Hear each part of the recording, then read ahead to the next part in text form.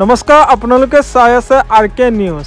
এই মুহূৰ্তত লৈ আহিছোঁ 2025 বৰ্ষৰ হাইস্কুল শিক্ষান্ত পৰীক্ষা আৰু উচ্চতৰ মাধ্যমিক চূড়ান্ত পৰীক্ষা অৱতীৰ্ণ হোৱা শিক্ষাৰ্থীসকলৰ বাবে গুৰুত্বপূৰ্ণ খবৰ। আৰু 2025 বৰ্ষৰ হায়াৰ ছেকেণ্ডাৰী এক্সাম আৰু মেট্ৰিক এক্সামৰ যি ইংৰাজী বিষয়ৰ পৰীক্ষা আছিল, সেই ইংৰাজী বিষয়ৰ পৰীক্ষাক লৈ তীব্ৰ প্ৰতিক্ৰিয়া দেখা পোৱা গৈছে। দুয়োটা পৰীক্ষা মেট্ৰিক আৰু হায়াৰ ছেকেণ্ডাৰী পৰীক্ষাক লৈ ছাত্ৰ ছাত্ৰীৰ মাজত তীব্ৰ প্ৰতিক্ৰিয়া। আৰু যোৱা 13 ফেব্ৰুৱাৰীত অনুষ্ঠিত হৈছিল হায়াৰ ছেকেণ্ডাৰী পৰীক্ষা আৰু 14 ফেব্ৰুৱাৰীত অনুষ্ঠিত হৈছিল মেট্ৰিকৰ ইংৰাজী বিষয়ৰ পৰীক্ষা। এতিয়া এইচএছ আৰু মেট্ৰিকৰ ইংৰাজী পৰীক্ষাক লৈ ছাত্ৰ ছাত্ৰীসকল অসন্তুষ্টি দেখিবলৈ পোৱা গৈছে। ছাত্ৰ ছাত্ৰীসকলে কৈছে তেওঁলোকৰ পৰীক্ষা বহুত বেয়া হ'ল, তেওঁলোকে ফেইল কৰিব। 2025 বৰ্ষৰ এইচএছ আৰু মেট্ৰিকৰ ইংৰাজী প্ৰশ্নকাকতৰ বহুত পেটাৰ্ণ সলনি হ'ল। এতিয়া দুয়োটা পৰীক্ষাক লৈ মিশ্ৰ প্ৰতিক্ৰিয়া দেখিবলৈ পোৱা গৈছে। এফালে যদি হায়াৰ ছেকেণ্ডাৰীৰ ছাত্ৰ ছাত্ৰীসকলে কৈছে তেওঁলোকৰ ফেইল কৰিব, ঠিক একেদৰেই হাইস্কুল শিক্ষান্ত পৰীক্ষা অৰ্থাৎ মেট্ৰিক পৰীক্ষাৰ ছাত্ৰ ছাত্ৰীসকলে কৈছে তেওঁলোকৰ 5 মাৰ্ক কথা নাই, তেওঁলোকে ফেইল কৰিব। এতিয়া প্ৰশ্ন উত্থাপিত হৈছে 2025 বৰ্ষৰ মেট্ৰিক আৰু এইচএছ পৰীক্ষা অনুষ্ঠিত হ'ল, সেই মেট্ৰিক আৰু এইচএছ পৰীক্ষাৰ প্ৰশ্নকাকতৰ পেটাৰ্ণ সলনি কৰাৰ বাবে ছাত্ৰ ছাত্ৰীসকলৰ এক্সাম বেয়া হ'ল নেকি?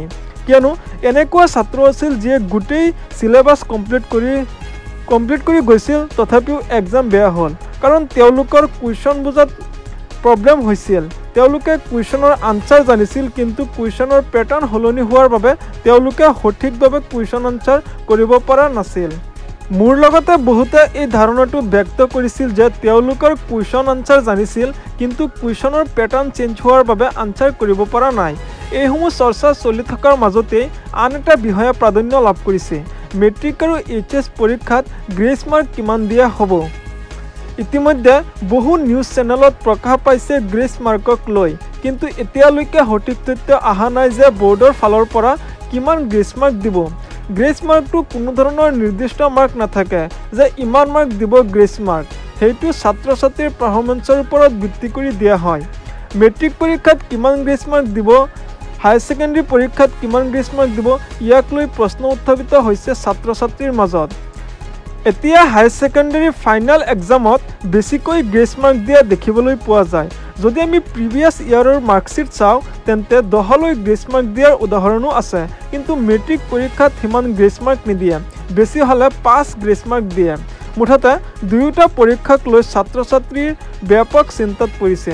ছাত্ৰ ছাত্ৰীসকলে আগৰ যিসমূহ এক্সাম আছে বা যিসমূহ এক্সাম দিবলৈ এতিয়াও বাকী আছে, সেইবোৰৰ এতিয়া প্ৰিপেয়াৰ নকৰে। একাংশ ছাত্ৰ ছাত্ৰী কৈ আছে এক্সাম নিদিয়ে। মই সেইসকল ছাত্ৰ ছাত্ৰীক কৈছোঁ, প্ৰথম পৰীক্ষা গ'ল, সেয়া লাগিলে ভাল হওক বা বেয়া, সেইটো চিন্তা কৰি লাভ নাই। আগৰ যিসমূহ পৰীক্ষা আছে সেইসমূহ পৰীক্ষাৰ বাবে কষ্ট কৰা, ভালদৰে পঢ়া, যাতে সেই পৰীক্ষাসমূহত কমচে কম লেটাৰ মাৰ্ক থাকে।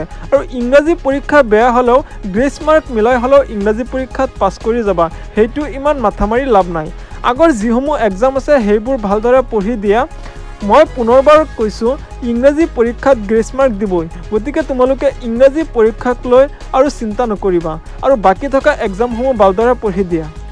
যদি ভিডিঅ'টো ভাল লাগিছে তেনেহ'লে ভিডিঅ'টোত এটা লাইক কৰি দিয়া আৰু এনেধৰণৰ ভিডিঅ' নিতৌ পাবলৈ চেনেলটো ছাবস্ক্ৰাইব কৰি ৰাখা।